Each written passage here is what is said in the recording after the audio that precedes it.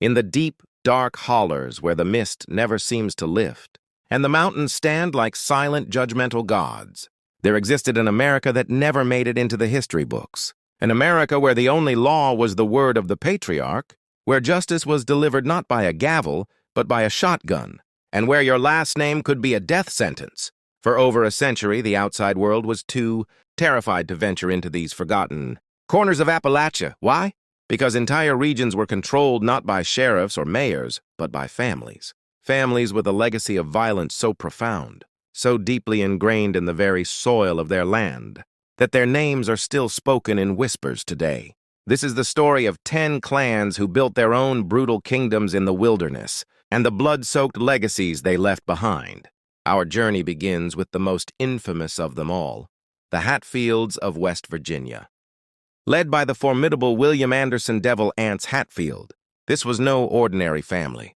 They were a political and economic force that controlled vast timber interests and illegal whiskey operations across the Tug River Valley. When they went to war with the McCoy family, it wasn't just a feud, it was a conflict that would nearly plunge 2 states into civil war. The Hatfields weren't just violent men. They were strategic thinkers who knew how to wield power. The New Year's Night Massacre of 1888, where they surrounded Randolph McCoy's cabin and set it ablaze, shooting his family members as they fled the burning structure, wasn't an act of blind rage. It was a calculated message to anyone who would dare oppose them. Cross the Hatfields and you face total annihilation. Even today, descendants speak of an inherited anger that seems to run in their blood, a dark inheritance from their notorious ancestor. On the other side of America's most famous feud stood the McCoys, led by the stubborn and volatile Randolph Randall McCoy. If the Hatfields were the calculated aggressors, the McCoys were often the tragic victims, caught in a downward spiral of loss and revenge that would ultimately destroy them. The dispute allegedly began over a stolen pig and a Romeo and Juliet romance between Rosanna McCoy and John Hatfield, but it quickly escalated into something much darker, a cycle of kidnappings, ambushes, and public executions that would claim dozens of lives. The McCoys suffered unimaginable losses, particularly during that fateful New Year's night when 5 family members were brutally killed. Randolph's wife, Sarah, was beaten so severely with a rifle butt that she never fully recovered, both physically and mentally. Perhaps the most chilling moment came after the execution of 3 McCoy brothers, who were tied to pawpaw trees and shot repeatedly while the Hatfields reportedly kept firing bullets into their dead bodies, shouting, "One more for the McCoys!" with each shot. This was more than a feud. It was a lesson in how the hunger for vengeance can consume a family from the inside out, leaving nothing but ghosts and a famous name. But not all fear in the mountains came from violence alone. Deep in the remote ridges of Tennessee and Virginia lived a people shrouded in mystery and prejudice, the Melungeons. Recognized by their unique physical features of olive skin, blue or gray eyes, and European facial structures. They were people whom nobody could quite explain. Anthropologists still debate their origins today. Were they descendants of Portuguese sailors, lost colonists, a mixture of Native American and Turkish ancestry? This uncertainty bred intense discrimination and wild, terrifying rumors among their neighbors. People claimed they practiced blood magic and mountain witchcraft, with some even reporting cannibalistic rituals during harsh winters. Their secluded settlements in places like Newman's Ridge became known as areas where outsiders simply disappeared, vanishing without a trace into the misty hollows. The Melungeons developed their own dialect, customs, and legal systems, completely separate from American society. Was there truth to the legends of their supernatural practices? Or was it all mountain folklore born from prejudice and fear of the unknown? Some descendants still live in the region today, though many have integrated into the wider population after generations of persecution, their mysterious origins still haunting the hills they once called home. Then there were the Shepherds, a name that struck terror throughout the remote hollows of eastern Kentucky. This clan solved everything with bullets, their history of brutal vendettas, stretching back to the Civil War. They controlled massive moonshine operations that would later evolve into sophisticated marijuana-growing networks supplying much of the eastern seaboard. What made them particularly terrifying was their absolute mastery of their territory. Their property was legendary for being booby-trapped with tripwires and hunting traps, their family compounds guarded by trained attack dogs that knew no mercy. Their most notorious incident came in 1927, when 3 revenue agents disappeared while investigating their operations. When state police finally worked up the courage to search, they found nothing but 3 badges nailed to a tree, a silent, grisly message that spoke volumes about the Shepherd brand of justice. Legend has it that even federal marshals would only approach Shepherd territory in groups of at least 6 men, while local police simply pretended not to notice their crimes. As one local saying went, "When a shepherd feels wronged, someone always ends up in the ground." And the many unsolved murders in Floyd County were quietly attributed to shepherd vengeance. The Baker family brought a new kind of terror to the North Carolina mountains, one that combined criminal enterprise with fanatical religious fervor. Throughout the 1920s and 30s, led by the charismatic but psychopathic Cletus Baker, they dominated an entire region through extortion, moonshining, and a bizarre religious cult that attracted desperate followers during the Great Depression. They were accused of kidnapping over a dozen people for ransom, including the daughter of a prominent judge who was never seen again. Their mountain compound allegedly included an underground chamber where they conducted trials against enemies, passing judgment in their own perverted court of law. What made them particularly effective was their extensive network of informants, shopkeepers, postal workers, and even a deputy sheriff were all on their payroll, meaning nothing happened in 3 counties without the Bakers knowing about it. When federal agents finally staged a massive raid in 1937, tired of their reign of terror, they made a disturbing discovery that surpassed their worst nightmares. Upon breaching their main house, they found bizarre symbols carved into the walls, human bones fashioned into ceremonial objects, and several journals written in a code that has never been fully deciphered to this day, leaving the full extent of their depravity forever shrouded in mystery. Specializing in ambushes along the treacherous Appalachian trails, the Whiteheads terrorized the borders of Virginia and Tennessee for nearly 3 generations. Unlike other families who at least showed loyalty to their own kin, the Whiteheads were feared even by their relatives, known for their ruthless efficiency and cold-blooded nature. Their specialty was highway robbery. With a deadly twist, they would study the mountain paths travelers would take and create elaborate traps to ensnare them. In one notorious case from 1883, they felled trees across a narrow mountain pass, forcing a merchant caravan to stop before dropping boulders from above and picking off survivors with precise rifle fire. They were masters of the wilderness, reportedly able to live for months in caves without resupplying in towns, moving like ghosts through the dense forests. Their most disturbing practice, however, was psychological warfare. They would sometimes return personal items of their victims to family homesteads, leaving a pocket watch or wedding ring on a porch at night as both trophy and warning. Many mysterious disappearances in the region between 1870 and 1908 were attributed to them, with one historian estimating they may have been responsible for as many as 60 unsolved murders.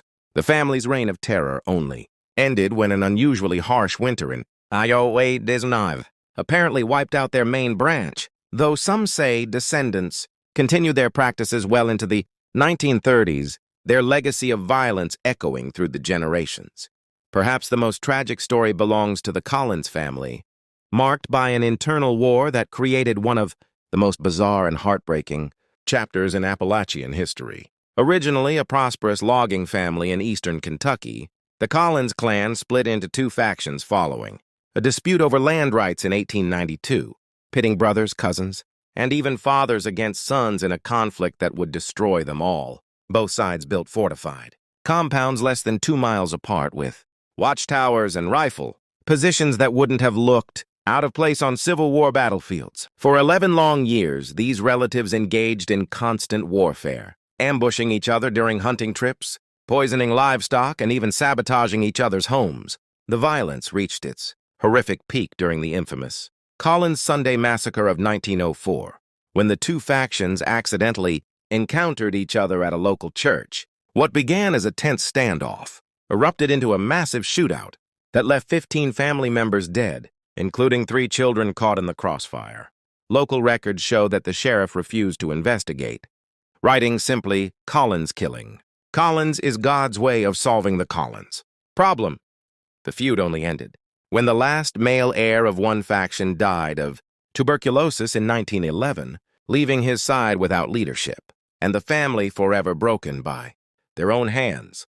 In an isolated valley in West Virginia, the Greenfield family established what amounted to their own sovereign territory through a unique combination of terror, superstition, and strategic intelligence, led by patriarch Isaiah Greenfield, a former Civil War sharpshooter with a genius-level intellect. They convinced locals they possessed supernatural abilities. Isaiah was said to have the sight, an ability to know what was happening miles away, though historians now believe this was due to an elaborate system of lookouts and signal fires that kept him informed of everything happening in his domain. The family maintained control through calculated disappearances. Those who challenged their rule would vanish, only for personal items to appear distributed among community members as grim warnings. When a federal marshal investigation began in 1897, all three investigators vanished without a trace. Their bodies never recovered. The most disturbing discovery came after a flood in 1918 exposed a section of their property, revealing an elaborate tunnel system beneath their compound with cells where captives had apparently been held for years. Local legend claims that Isaiah kept detailed journals of his experiments on captives, though these texts have never been recovered, leaving the full horror of what happened in those underground chambers to the imagination. With a reputation for practicing pagan rituals blended with corrupted Christian imagery, the Raines family occupied a remote corner of the West Virginia mountains, where they created their own violent religion. Led by the self-proclaimed prophet Elijah Raines, they rejected mainstream society after being expelled from several mining camps for violence in the 1890s. What made the Raines particularly terrifying was their religious fervor. They believed themselves chosen to survive an impending apocalypse and would raid neighboring communities for supplies and occasionally for converts. The family shocked the entire state in 1915 when a teenager who had escaped their compound led authorities to a clearing where they discovered a family member tied to a wooden altar, apparently sacrificed in some ritual. Despite an extensive investigation, no charges were ever filed due to lack of evidence and witnesses, refusing to testify out of pure terror. The most disturbing aspect was their apparent belief that drinking blood would transfer spiritual power.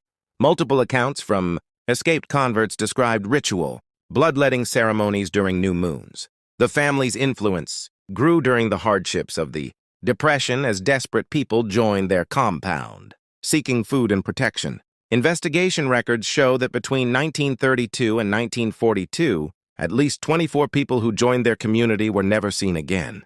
The compound was finally raided by state police in 1947, but by then most of the family had vanished into the mountains, with rumors of their descendants continuing isolated practices persisting to this day. Finally, we have the Johnsons of Blood Creek.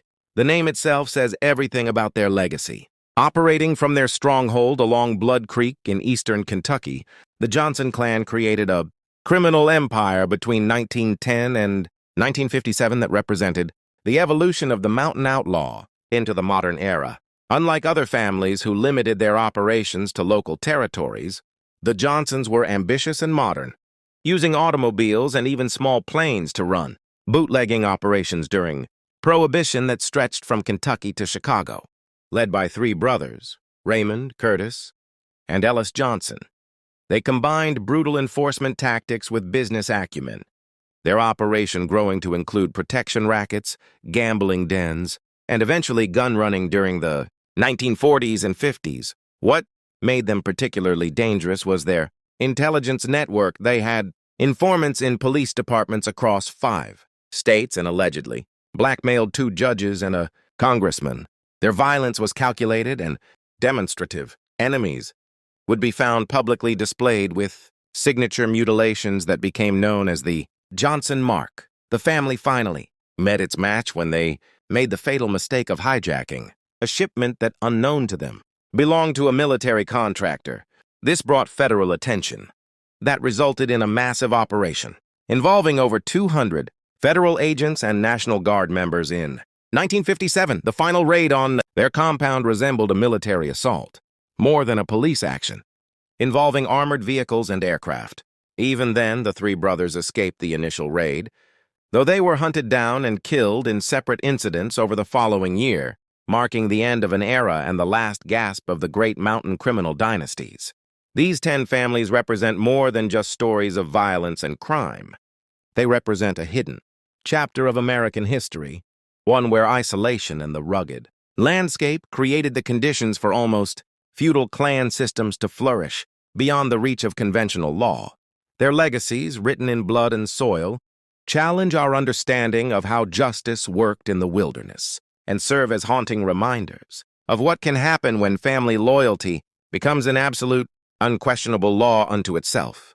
The mountains may be quieter now, but if you listen closely on a foggy night, you can almost hear the echoes of their violent past, whispering through the hollows and reminding us that some histories are too powerful to ever truly fade away.